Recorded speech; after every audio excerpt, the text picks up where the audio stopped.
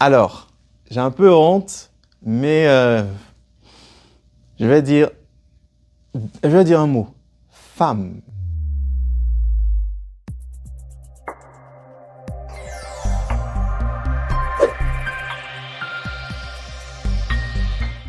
Alléluia, papa. Alléluia. J'espère que vous allez bien. Oui, tranquille. Qui êtes-vous et est-ce que vous pouvez vous présenter à notre communauté ici présente? Bien entendu, je suis le leader Jean-Axel. Je suis le secrétaire général de la paroisse francophone au Chauffard de Montréal. Je suis également le président du comité des jeunes. En quoi consiste votre rôle en tant que secrétaire général de la paroisse francophone de Chauffard de Montréal? En tant que secrétaire général, je m'occupe de tout ce qui est administratif, mais également tout ce qui concerne la tenue et la bonne tenue également des cultes que nous faisons à l'église, notamment la programmation de qui sera de service.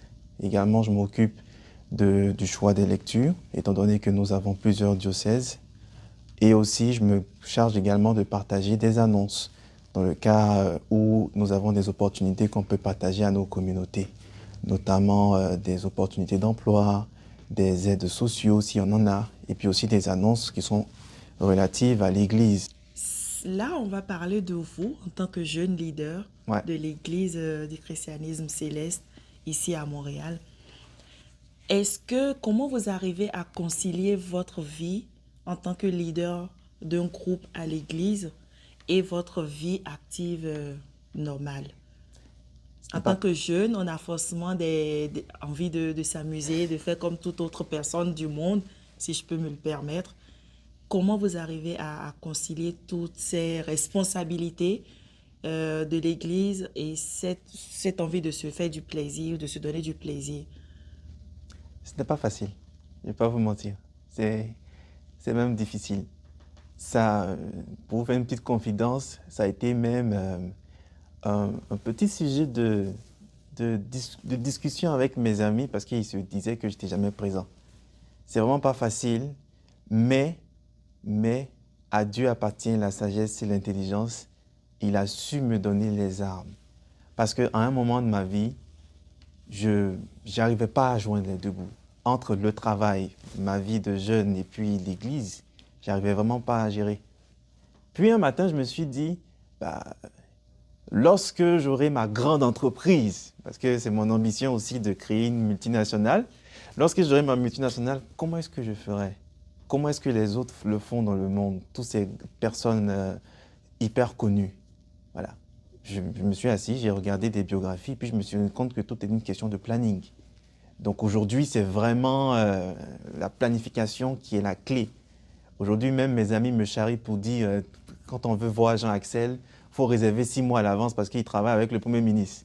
Mais c'est comme ça que j'arrive à me gérer de cette manière-là. Sinon, effectivement, je suis jeune aussi, j'aime la musique. Moi, j'aime beaucoup les jeux vidéo. Moi, j'aime vraiment les jeux vidéo. J'aime beaucoup passer mon temps sur les trucs, la technologie, les trucs informatiques. En plus, en fait, ça, mon métier. On trouve toujours le temps pour les choses qu'on aime. Mais c'est juste, le plus important, c'est de trouver l'espace pour ta croyance. Que tu sois chrétien, musulman, etc. Il faut que dans ton emploi du temps que tu fais, tu laisses le temps de Dieu. Par exemple, nous, en semaine, le Seigneur nous a fait grâce d'avoir un adjoint. Donc, ça fait que on se relaie. Je vais dire, pour dire, par exemple, nous, on fait les cultes mercredi, vendredi et dimanche. Le mercredi, je vais dire à mon adjoint, ah bon, moi, je ne serai pas là, hein. Donc, le mercredi, lui, il prend la responsabilité. Je peux profiter de ce temps pour me reposer, ou pour voir des amis, ou alors faire des travaux sur mes activités. Puis le vendredi, on se relaie. Le dimanche, tout est une question d'organisation. C'est difficile, mais ce n'est pas impossible. Ça me fait rire parce que j'ai encore d'autres flashbacks de ce genre de choses, mais c'est ça. Faut juste pouvoir gérer les deux. Il faut juste pouvoir trouver le temps de Dieu dans tout ce que tu fais. Et puis le reste, ça suit seul. C'est juste ça. Beaucoup de jeunes qui suivront cette émission. Et j'aimerais juste vous demander si c'est possible pour vous de nous partager un témoignage édifiant qui relie peut-être votre vie en tant que responsable à l'Église et votre vie en tant que jeune travailleur, jeune professionnel qui peut-être à un moment donné a priorisé sa vie, son plaisir, que de travailler, que de faire l'œuvre de Dieu? Alors, je vais dire en un seul mot. Est-ce que je vais oser dire ça? Bon, allez, je me prête au jeu. Femme. Alors, je vais donner un peu de contexte. Voilà. Moi, j'ai pas vraiment eu beaucoup de copines ou quoi que ce soit. Non, parce que l'éducation que j'ai reçue de la part de mes parents et aussi de l'Église, c'est que c'est lorsque tu es prêt à fonder une famille, à te positionner vraiment, à réaliser des choses, que tu peux commencer à chercher qui est ta femme, etc. Et donc, après mes études, mon travail, je me suis dit, OK, je pense que le temps est arrivé de fonder ta famille, de trouver quelqu'un. Et j'avais rencontré une femme. Bon, qu'est-ce qui s'est passé? C'est que souvent on dit, ce que tu n'as jamais vécu, ne cherche pas à juger. Voilà. Donc, quand j'ai rencontré la fille en question, ce n'est pas ma femme actuelle, mais c'était une ex. Quand j'ai rencontré, alors j'étais fou amoureux là. Ah, j'étais vraiment amoureux. Je me mettais ici, je sautais là-bas, tout, c'est la femme de ma vie et tout. Et comme moi, l'église fait partie de moi, ce que je suis, c'est vraiment l'église. J'ai dit, écoute, on est ensemble, moi je veux réaliser de grandes choses, alors je veux que tu viennes à l'église pour voir dans l'environnement dans lequel je suis. Donc j'ai ramené la fille. Quand j'ai ramené la fille, ce jour-là, c'était le secrétaire général adjoint qui était de service. Il fait les annonces, on était en plein culte, il fait une annonce comme toujours, et puis il dit, je vais prendre le temps de remercier notre Seigneur, parce que, vous savez, un homme, il est complet lorsque Dieu lui envoie sa cote. Et là, je dis, mais attends, lui, là, de quoi il parle? Et puis il dit, on va se lever, on va dire merci à Dieu, parce que notre secrétaire général a envoyé sa femme. C'était qu'une copine, c'était ma copine, c'était pas encore, on n'est pas... Bon, c'est vrai que je vais aller loin, mais bon, il dit ça. Et c'est même pas ça qui m'a surpris. C'est que tout le monde a commencé à crier. Alléluia, la joie. Tout le monde a commencé à s'extasier de joie. La pauvre fille, elle était perdue. Et après ça, j'étais content parce que, bon, la fille était venue à l'église et tout. Et après ça, bon j'étais plus trop récurrent à l'église. Ça, là, malheureusement, j'étais trop amoureux, je vais dire ça comme ça. Et un jour, je me suis dit, bon, attends, je pense qu'il est un peu temps de se ranger parce que tu es un peu exagéré, je pense que c'est un peu trop grave. Je viens à l'église, ce jour-là, j'étais de service, c'est moi qui devais officier le culte. Bon, je devais conduire le culte, comme on le dit ici. Et on finit l'église. Il faut savoir qu'à la fin du culte, il y a le moment des visions. Donc, est-ce qu'il y a quelqu'un à qui Dieu a parlé pour donner les messages? Il y a une maman qui se lève, elle vient et puis elle dit, j'ai un message pour le secrétaire qui est à l'hôtel, le secrétaire général. Elle parle de moi. Bon, moi je suis assis. Et puis, on dit, bon, est-ce que c'est privé? Elle dit, c'est privé, mais l'esprit me dit de dire. Je dis, bon, ok, bon, vas-y. Donc moi aussi, je suis assis, je suis serein, j'ai rien à me reprocher. Et la dame m'a dit, l'Esprit de Dieu me dit de dire au secrétaire qu'à cause des femmes, il ne fait plus mon œuvre. Devant tout le monde, hein, à cause des femmes, il ne fait plus mon œuvre. Que lui, il a oublié. Il a oublié que tout ce qu'il a aujourd'hui, là, c'est parce qu'il y a la miséricorde de Dieu dans sa vie. S'il n'est pas capable de faire la part des choses, alors, lui, Dieu, il va faire aussi la part des choses vis-à-vis de sa vie. Et au même moment, tu as quelqu'un d'autre dans l'assemblée qui dit, ah, il aime les femmes claires. C'est les femmes claires là, c'est ça qu'elle a. Oh, ça m'a fait rire. J'étais un peu gêné, mais c'est la faute à qui? Ben, c'est la faute à moi. C'est pour ça qu'il faut savoir faire la part des choses. Tout à l'heure, je disais, tout est une question d'organisation, il faut trouver toujours la place pour Dieu. C'était principalement en rapport avec ça. Et puis, bon, après, ça ne s'est pas bien terminé avec la fille. Mais quand j'ai rencontré ma femme, je lui ai dit, écoute, toi, tu me connais. Voilà, donc cette affaire-là, il faut qu'il y ait Dieu dedans, sinon ça ne peut pas aller loin. Et puis, bon, Dieu faisant grâce, elle-même aussi, c'était ses critères de base. Et puis, bon, on en est ensemble. Je pense, non, vous n'êtes pas gentil, hein. Dans toute chose que tu fais, il faut garder du temps pour Dieu. Je le disais tout à l'heure, que tout est une question de gestion, de calendrier, d'emploi du temps, mais dans tout ce que tu fais, laisse la place du Seigneur. Parce que faut avoir peur. Aujourd'hui, je ne suis plus avec la fille, mais quelque part, au-delà de tout ce qui a pu se passer, je me suis dit, peut-être que j'ai tellement exagéré dans cette histoire-là qu'il n'y avait pas assez de place pour Dieu. Et puis donc, il a enlevé la fille certainement, je ne sais pas. Ça peut être n'importe quelle raison, mais à la fin, c'est de dire, peu importe ce que tu fais, que tu travailles, que tu aies des obligations familiales, que tu aies tes ambitions personnelles. On est humain. Moi-même, je veux faire une multinationale. Il faut toujours avoir la place pour Dieu. Il faut l'avoir toujours. Si pour toi, dans ton programme, ton travail t'empêche de venir chaque dimanche, arrange-toi pour voir si dans le mois, tu peux venir un dimanche. Si tu ne peux pas venir un dimanche, arrange-toi dans la semaine pour trouver un jour où tu peux venir. Et le Seigneur nous a fait grâce qu'ici, on est même capable de faire des cultes en ligne. Donc, même si tu es très loin, tu peux essayer de suivre à distance. Il faut toujours avoir cette place pour Dieu pour ne pas que, par jalousie, il t'enlève ce que tu aimes. Il le dit même dans la Bible. Je n'ai pas le passage en tête, mais vous pouvez chercher. Il dit, je suis un Dieu jaloux. Je crois que c'est au moment où il donnait les 10 commandements. Il dit, je suis un Dieu jaloux. Donc, gérons nos passions. Il ne faut pas que ce qu'on aime devienne plus fort que notre amour pour Dieu, pour notre Seigneur. Donc, mais vous n'êtes pas gentil. Ça, je retiens ça. Alors, pour conclure, quel conseil donnerez-vous aux jeunes qui hésitent quand même à s'engager pour l'œuvre de Dieu parce qu'ils se trouvent peut-être jeunes? Non, moi, je veux vivre ma vie, je veux profiter de ma jeunesse, bien évidemment. Quel conseil donnerez-vous à ces jeunes-là? Je dirais que vous le faites déjà. Vous faites déjà l'œuvre de Dieu. L'œuvre de Dieu, il ne suffit pas juste de porter la soutane, attacher la sangle ou de conduire des cultes, faire des lectures pour que ce soit l'œuvre de Dieu. Non. L'œuvre de Dieu, c'est d'abord ta présence. L'œuvre de Dieu, c'est d'avoir ton cœur sur lui. L'œuvre de Dieu, c'est de le représenter dans chaque chose que tu fais. Nous sommes chrétiens. Et il faudrait que lorsque les gens découvrent que tu es chrétien, ils puissent se dire « Ah, je savais que lui, il était chrétien. » Mais pas qu'on dise « Ah, tu es chrétien. Ah, ben je ne sais pas, hein, je n'aurais jamais cru. » Vous voyez? Donc, vous le faites déjà. On ne demande pas à ce qu'on prenne des charges comme devenir secrétaire, machin, etc. Non, ce n'est pas ça. C'est de se dire, qu'est-ce que je pourrais apporter à Dieu?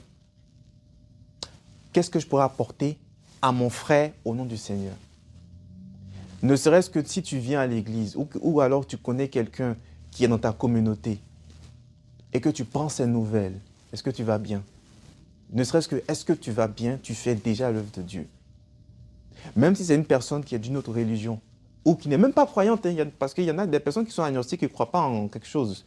Mais le fait de prendre ces nouvelles, d'aider ton prochain, de voir quelqu'un qui est peut-être à la rue, qui a besoin de 5 dollars et que tu peux donner, ce genre de choses, ces petites actions-là, on le fait déjà. Tu le fais déjà. C'est juste pour... S'il faut retenir une phrase, c'est de dire, pour tout ce que Dieu fait pour moi, comment je peux lui dire merci? Est-ce que c'est juste un merci que je donne avec ma bouche? Ou est-ce que c'est montrer aux gens ce que Dieu fait pour moi? Est-ce que je peux attirer des gens pour dire, bon, écoute, moi j'étais ici, j'ai fait ça, je ne sais pas. Chacun peut trouver sa manière de dire merci à Dieu. Et puis aussi de parler avec lui, de prier, tout simplement. C'est lui qui donne tout. Il ne demande pas grand-chose. Il ne demande pas d'aller sacrifier des poulets, de massacrer des chats. Ce n'est pas ça que lui il demande là. On n'est plus à ce stade. C'est juste toi qui veux. Juste toi. Que tu lui dises merci pour ce qu'il fait pour toi. Honnêtement, si je dois donner un conseil aux jeunes de mon âge, tout d'abord, c'est de dire on peut vivre sa vie de jeune et puis être religieux. Quand je dis religieux, c'est vraiment en sens général. Tu peux être musulman, tu peux être bouddhiste ou je ne sais pas quoi, ou d'autres, et tu peux vivre ta vie normale. Voilà. Moi, je ne respire pas la Bible, je ne suis pas en train de jeûner H24. C'est des choses que moi-même, je n'aime pas trop. Juste pour ne pas vous couper, on sait tous que l'Église céleste a quand même des lois ou des obligations qu'il faut forcément respecter. Quand nous parlons de ça, on prend l'exemple de la sanctification. quand tu es jeune, Mhm. on sait tous que pour venir à l'église, il faut que tu sois sanctifié. Observez un temps. Quand tu es jeune, sans aller à l'hôtel, il faut 24 heures. Pour Mhm. aller à l'hôtel, il faut 112 heures. Mhm. Maintenant, en tant que jeune, est-ce qu'on arrive vraiment à respecter tout cela? Est-ce qu'on ne le voit pas comme plutôt comme une contrainte? Ah, d'ailleurs, je vais laisser l'église là. Non, je veux vivre ma vie. Est-ce que c'est pas compliqué? Alors, dans mon anecdote de tout à l'heure, il y avait un peu de ça aussi. Euh, quand vous parlez de sanctification, vous parlez aussi de corporel, relations sexuelles, ce genre de choses, n'est-ce pas? Euh, je vais dire ceci. La sanctification corporelle, c'est-à-dire, nous dans l'Église céleste, si tu es un dévancier comme moi, tu dois observer tes 3 jours. Si tu n'es pas dévancier, tu es frère, c'est une journée. C'est le meilleur test pour vos relations. Si vous êtes avec quelqu'un que vous aimez, la sanctification, c'est le meilleur test. C'est ça que vous ferez, c'est ça que vous regarderez pour savoir si vous êtes dans du long terme ou dans du court terme. Pourquoi je parle de ça? Eh bien, je parle de la communication. Vous savez que vous devez aller à l'église le dimanche et que vous avez envie de batifoler avec votre conjoint ou votre conjointe. Ça va être un samedi ou bien ça va être en semaine, mais je ne sais pas. Vous savez qu'en tant que chrétien, je dois observer une journée avant de venir à l'église. C'est la communication. Moi, avec ma femme, c'est la communication. Souvent, c'est vraiment pas facile. Souvent, c'est moi qui tombe. Souvent, c'est elle qui tombe. Mais c'est une question de communication. Voilà. Et puis, de respect et d'honnêteté. Malheureusement, dans l'église, on a honte de dire que je ne peux pas aller à l'hôtel. Que diront les gens? Ils vont dire, bon, tout le monde va savoir que tu t'es tué avec ton conjoint là-bas. Tout le monde saura, donc ça fait un peu honte. Mais il ne faut pas rentrer dans ça. Tu dois juste te dire, moi, je veux respecter Dieu. Si je ne peux pas aujourd'hui, je ne peux pas. Donc, pour moi, le volet sanctification dont on parle, relations sexuelles, relations spirituelles, etc. et tout, c'est vraiment pour moi le meilleur test de vos relations. Si vous arrivez à mieux communiquer avec vos conjoints, qu'ils soient célestes ou pas, mais si vous arrivez à mieux communiquer avec vos conjoints, etc., ça va aller de... Il n'y aura pas vraiment de problème. Après, un dernier point que je voudrais rajouter par rapport à ce sujet-là, c'est que vous savez, dans l'Église céleste, il y a 3 journées où on fait des cultes. Il y a mercredi, il y a vendredi et il y a dimanche. Si tu as glissé pour mercredi, tu sais que tu peux essayer de te rattraper pour dimanche. Si tu as glissé pour samedi, tu sais que tu peux essayer de te rattraper pour le mercredi prochain. Il y a plusieurs cultes, il y a plusieurs journées. Donc là aussi, c'est là que rentre ta stratégie. Et en plus, nous, à notre paroisse, on a cette chance-là de faire des cultes en ligne. Si tu as glissé un samedi, ben, suis ton culte en ligne à la maison. C'est une question de stratégie et de communication. C'est vrai qu'il y a d'autres interdits comme l'alcool, comme le porc, etc. et choses, mais j'aime dire aux gens, le résumé des interdits, c'est d'avoir une vie saine. Si tu as une vie saine, tu ne vas pas boire d'alcool. Si tu as une vie saine, tu ne vas pas fumer, tu ne vas pas te droguer. Si tu as une vie saine, tu ne vas pas avoir de multiples partenaires pour faire de l'adultère ou je ne sais pas quoi. Ne serait-ce que cette phrase, avoir une vie saine et aimer son prochain, ça résume tout dans l'Église céleste. Donc, c'est ça que je pourrais dire. Sinon, à part ça, on est normal, on est humain, on pêche, mais gardons le respect de Dieu le plus pur possible. Merci Devancier, merci pour votre intervention, pour vos conseils. Merci à vous. Même si vous n'avez pas été gentil avec moi, je n'ai pas oublié, mais Merci ça me fait beaucoup. plaisir. J'espère que notre interview va motiver aussi d'autres personnes à faire comme moi. Je vous invite à nous rendre visite à la paroisse francophone au Chauffat de Montréal. Je vous invite à vous connecter, à vous abonner aux différentes pages de notre paroisse, suivre nos actualités sur nos sites web et puis je pense qu'il y aura d'autres personnes aussi qui vont partager leur expérience comme ça. Merci à vous pour la réception de ce soir.